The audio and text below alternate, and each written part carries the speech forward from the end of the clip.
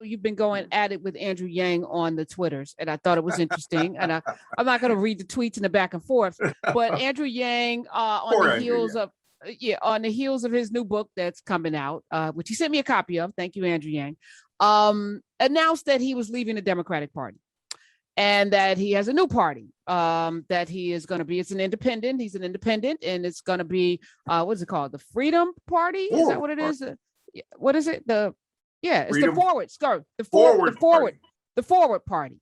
And you eviscerated him, sir. I didn't mean to. I just had to. Yes, no. So let's pause for a second because we're early. President Joe Biden has not been president a full year yet, and I feel like he's made a few missteps, and I feel like we should not. We get to the end, like so 2024, and then we start talking third parties, and then we get folk like Nader and who was the last one that went Jill Stein. We start getting ridiculousness, right? And then people actually don't vote, or they vote third party. They're mad, and Bernie Sanders did blah blah blah blah blah. But I think now is the time to start talking, like not primarying Joe Biden, but like let's offer up other candidates. I hate when we get there and it's like, well, I'm going to hold my nose and vote. We're going to vote for the lesser of two evils. I'm not going to vote at all. This third party looks intriguing. I hate how things are going. And I want to have like a real conversation now before we get to the place where it can hurt somebody. Because let's be clear, if it's between Joe Biden and somebody that's like Trump, I'm going to vote for Joe Biden. But he was not my first choice, and he's still not, right? I'm not really like, yay. And I want to, I want to really lean in. Number one. Who's your first choice? My first choice, if I'm being honest, I really did like Kamala Harris. I did for number one. Well, of course. Yeah, I did. I was a big fan. I wanted Stacey Abrams. I was part of that bandwagon to make sure she was vice president. Yeah, I wanted that a lot. You were, yep. So, so we got him, and I was all in. But I'm like, okay, this is a good time to have a discussion about it because I want us to, do that. So what's wrong with having a third party? What's wrong? We say it all the time. Well, why don't we have more parties? Why isn't there more competition? Why is this binary choice that we have?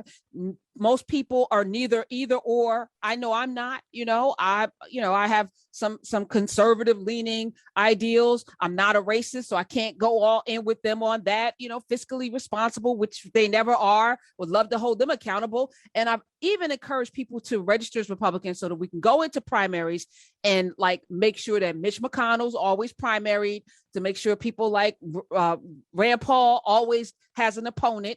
And, these parties shift and change based on the people. So let's run somebody always against somebody that we don't like not Sinema. She's not a Republican, supposedly. But, all of the Gates and all of these people should have opponents. And we can only do that in closed primary states where we can actually make an impact. So that's what I'm thinking. What's wrong with this? I mean, in theory, nothing's wrong with it.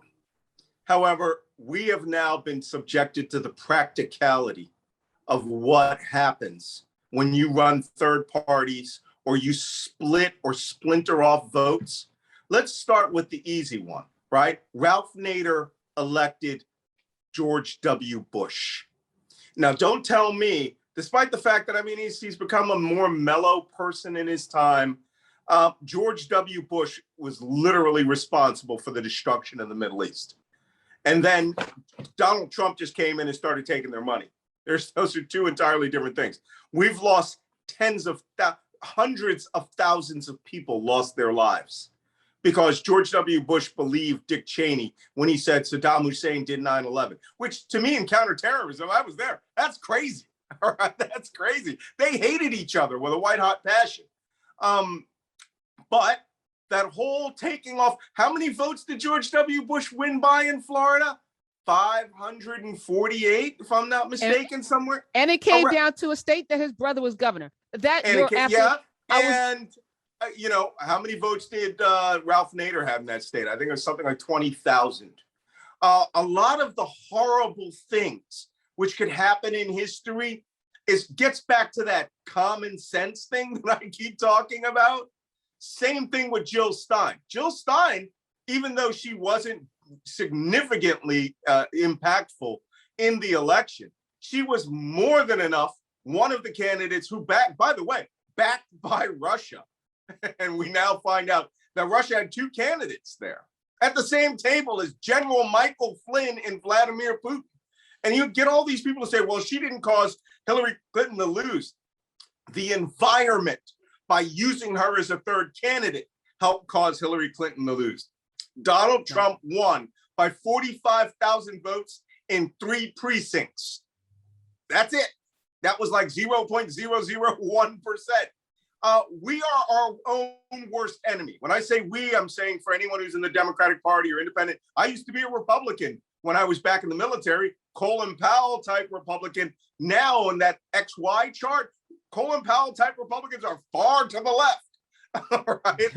They're like flaming liberals.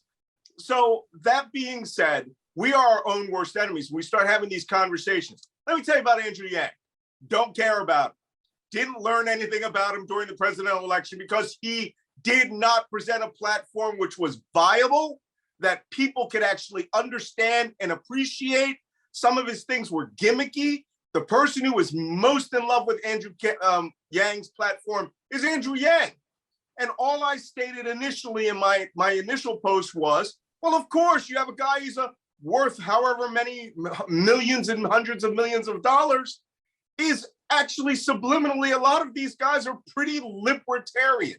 What's a libertarian, Malcolm? That's a person who is so conservative, they come around to the right. That is the I got mine, screw everybody else. I don't want my money being used on anybody party. These guys have high ideals. And as I said in my second tweet, oh, wait, the world is on fire. Racism abounds. Democracy is under siege throughout the entire world. The American experiment next year can end on November 2022. If we lose the House of Representatives or the Senate, it's finished. They have said clearly they will appoint Donald Trump as Speaker of the House. And it was Professor Jason Johnson who suggested that they might do that first. The Republicans picked it up and ran with it, right? African-American political scientists saw it first. They said they will spend the rest of that term impeaching Joe Biden and Kamala Harris. So our own stupidity, our own selfishness, our own myopia is more than enough to destroy 244 years of American politics. Because, let's have this conversation, but let's have it at a time that the nation is, I don't know, what do you call it, stable. We are in no way stable. I agree with you. I've been saying this since Trump was elected, that we're at an inflection point. And I think Humpty Dumpty fell off the wall. And so I asked this question too. And I know you probably think it, and I love having you on because I want to think more deeply about these topics. I don't want to, we do a lot of surface conversation. We do a lot of circular conversation. We don't think deeply in this country. Not enough. So I want to use this space to do that. Okay. Maybe because we hold these truths to be self-evident that all men are created equal, this nation formed in hypocrisy, formed on a lie, formed out of a lot of myths that were, that we've all had to memorize and put our hand over our heart and sing and pledge to. Maybe it should break and we rebuild out of the ashes. Maybe that should happen. What are your thoughts? That was Jill Stein's actual platform. She was paid for, though. She had money from the Russians. She was a Russian operative. I'm just saying, the policy, the statements as I remember them, were let Trump win and destroy the United States. Okay, first off, you were talking to a man. Pause for a second. Pause for a second. I'm not saying anything. I don't think Trump needs to be. No, okay, because I just want to be clear. That was Please Jill do not Stein's, love me with just. That's actually Steve Bannon's. That's his vision. What I'm saying is, as a Black person in America, where I look at, we had George Floyd summer and no George Floyd police reform, which Biden could have done through executive order. First time out. We got a lot of other reform. We got a lot of other things. We didn't get that. Black people still, actually more Black folk have been killed by police since George Floyd. Actually, on the verdict of Chauvin, a Black man was killed by police in blocks away from where George Floyd's knee, where the knee was on his neck to kill him. So I just feel like, this country has been an honest actor as it relates to particularly Black people and others. And maybe we should, let it break, let it fall, and then rebuild it on some good stuff. So on actual truth. Go ahead. Go. Okay.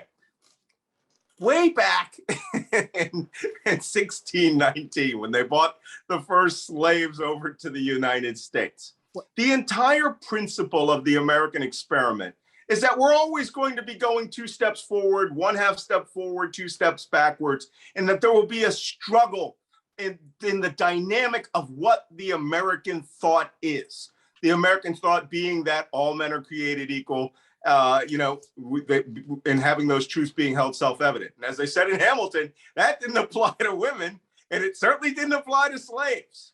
But throughout all of our time, there have been African Americans who have thought, I am going to make this a better nation. I'm going to make it so that through my actions, my sacrifice, my loyalty, I am going to dedicate that so that I can improve the other brothers and sisters who are around us. Again, since April 1864, there has been a Nance in the armed forces of the United States, where, let me tell you, when my great-great-grandfather and his brother ran away from slavery in northern Alabama to join the 111th U.S. Colored Troops, they were going to a easily better life, right? Being in the U.S. Army, getting yelled at and, sticking at people with bayonets and doing patrols, along the Tennessee River Valley, or riding in riverine ships and bombarding Confederate places, way better than slavery. That was a step forward. Then you have Reconstruction, which was the politics of keeping them in power. There's your step backwards. When Thomas Jefferson wrote those words, right? Look, we all know that the founding fathers had a great belief in the fundamentals of the Enlightenment. They were Enlightenment period men. But this is the same Thomas Jefferson who wouldn't release his slaves, who had a lifelong sexual relationship, by the way, with his wife's half-sister, Sally Hemings, and had children with them. Look, he was a man of his time. He also knew that he was also a hypocrite of his time. But in holding himself, he actually improved, knowing that the whole Sally Hemings story and all the children being set free would eventually wear away at the very fibers of slavery. I give him points. Of course, he did it in Paris, because everybody does that in Paris. But all I know is that... What? Jefferson, Franklin, U.S. ambassadors to Paris. That's where it all happened. And on the heels of the French Catholic Church and the pedophilia. But, just... Maybe that's American, and that's all Catholic. I'm raised Catholic. That was everybody's Catholic church. Yeah, but the French now. Okay, they're just having their exposure this week, right? So they're gonna have to pay up. But my point being is that the American experiment has always been fostered and backed and supported and shown loyalty by African Americans who understood the real message. We will eventually get there. We shall overcome. It reached its pinnacle with Martin Luther King. It was, we've moved forward to where Barack Obama could be elected president. We are now dealing with the backlash of things going right. You could almost say that this is the second Reconstruction, where they have decided, and, I was just reading about Stephanie Grisham, the thing that upset Donald Trump the absolute most was any comparison to Barack Obama, showing Barack Obama was better than him. What was that statement that Lyndon Johnson made about if you want to get money, all you have to do is tell the lowliest white man that he's better than the richest, most well-educated Black man, and he'll not only give you money, he'll turn out his pockets. Well, that's what's happening in America. You are watching a backlash, but I want to point something out very interesting. It's only 40% or less of this country. 60% of this country doesn't oppose that. And what you're watching is the re-engineering of elections, states, and power so that a minority of people of one party and one color will rule this nation. I didn't say govern this nation. I didn't say elected to be in charge of this nation. They fully intend to rule. And if Steve Bannon has his way, or Donald Trump, who is going to run for president again, they think that they are going to seize power next time. They're not going to have any debate over the election. So your vote, the one, look, I'm African American. I go to barbershop. I have to talk these brothers into even thinking about politics correctly. Half of them think that, talk between ancient aliens and, hating Hillary Clinton, that Donald Trump might have something good to say because he's got money. You know what? That man will have more cops shooting you than you could ever possibly imagine. George Floyd happened in a Donald Trump's America.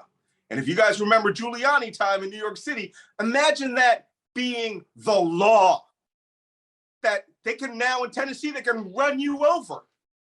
If you're a protester, if you're a black protester, they can run you over legally. Florida is also passing that law. So don't give me this, oh, Joe Biden didn't sign off on the Police Reform Act.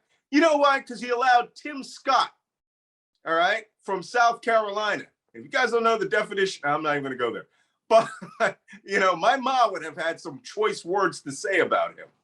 So these are the problems that we have. We will need to start leaping 2 steps forward before they kick us back 1 step. But you know what? The only thing we have is our vote and our participation in the American experiment. You give that up, you've allowed them to rule over you. Okay. Take us to 2022. Listen, when it comes to election day, but I feel like now's a safe time, the period of time. It's the only period of time that we have to talk about it, because you're right. If we lose, we the people, not because I don't get caught up in partisan politics. To me, it's bigger than that. They're using the GOP as a weapon because it's a weak, full of weak people, and they were able to dominate and push these ideas. But these aren't Republican ideals that they're pushing forward. Oh, this no. is white nationalism. This is white nationalism. So that's what this is. This is fascism. This is all of the things that people fought World War II to eradicate. That's what this is. This is not political. So I'm saying this to say, to fight this weapon. Do you believe that Joe Biden is the best? It's like we prop people up and we support them, but is that the best? Is this the best we could do? And I feel like there's other people out there that could do better. I just feel that there has to be, in a country of 320 million. This is the best we could do, Malcolm? Well, you know what? This reminds me of that debate that was going on between Iowa and New Hampshire. And who won Iowa? It was Pete Buttigieg, right? And then Bernie Sanders won New Hampshire. And everybody was going, this race is over. I mean, there's no way Joe Biden can get in there. And I remember putting this one tweet out where I said, dear Democratic Party, is it okay if black people vote this time? Because it's like, I think it was The Onion that said 3 people in Iowa and 4 in New Hampshire. No, 3 African Americans in Iowa and 4 in New Hampshire vote for Biden. Yeah, that's correct, because that's probably the whole population of those states. I'm joking, of course. They do have less than 1% or 1% in the other state. Fact. The strength of the Democratic Party is the African-American base. The strength of the Republican Party is the insane middle-aged white man with a gun base. And they think the nation belongs to them. So I couldn't agree more. So why not double down? Stop trying to go after Billy Bob Hee-Haw, driving around with the Confederate flag. Let's stop. Ignore him. Yeah, that's the New York Times, right? Let's double down on getting black people. Let's double down on the black people and getting us registered. But my point is this. African Americans chose Joe Biden. You know why? Because people who are now, God bless it, people who are my age and above, and I hit the big 60 recently. Ouch. People my age and above. You look amazing. I can still run 2 miles with a 40-pound pack. But people my age are intensely practical. We love Joe Biden's old folksy homey talk. But what is exactly that? I still haven't figured out what everybody's angry about. 2 years ago, Democrats getting $1 trillion for anything would have been considered insane. The Republicans can get it. They got $2 trillion and gave it out to the top 600 families in the United States. We are on the cusp of getting $2+ more trillion, shoring up infrastructure where there's never been as much money going to families as there is right now. We are knocking down a global pandemic, which could have really taken 1 million to 2 million Americans. I don't know what people are saying. What kind of, miracles do you expect to happen in 6 to 8 months in government? Come back to me in July 2023, when the Republicans hold the House of Representatives and American democracy is going down in flame, and they start openly marching for fascism. Okay, deal in real politic, as they call it, the politic of here and now. Why can't we have someone better? Why can't we try to govern for the next 4 years? Why can't we try to beat the Republicans next year from beating a historic election, and so we don't lose seats, so that we do what we did in 2018, which is blue wave these people out of existence. They have no shame. Their next act, and that's what my next book is about. You know what the title of my next book is? They Want to Kill Americans. Okay. And it's about the right-wing extremists who are planning to have their own version of civil war with the Trump backing, the Trump insurgency. We're in a very dangerous place. And you know what you don't do when you're hanging with one finger off the edge of a cliff, all right, and there's a brush fire on top coming your way? You don't sit there and think, wow, do you think the fireman that's coming up with the ladder can be somebody I like better than the guy that's coming now? Okay, we're in serious danger. We can have that talk. I'm going to have that talk at the barbershop when I go get a haircut this week in Philadelphia. But you know what? Hard reality is we had all better turn out and vote, or it's going to get, this will make it look like the 1920s and 30s, where you had to be a member of the Ku Klux Klan to be in government, because that's essentially what the Trump party is becoming, a fascist, openly racist, white supremacist party. And they do not mean us well. They mean us harm.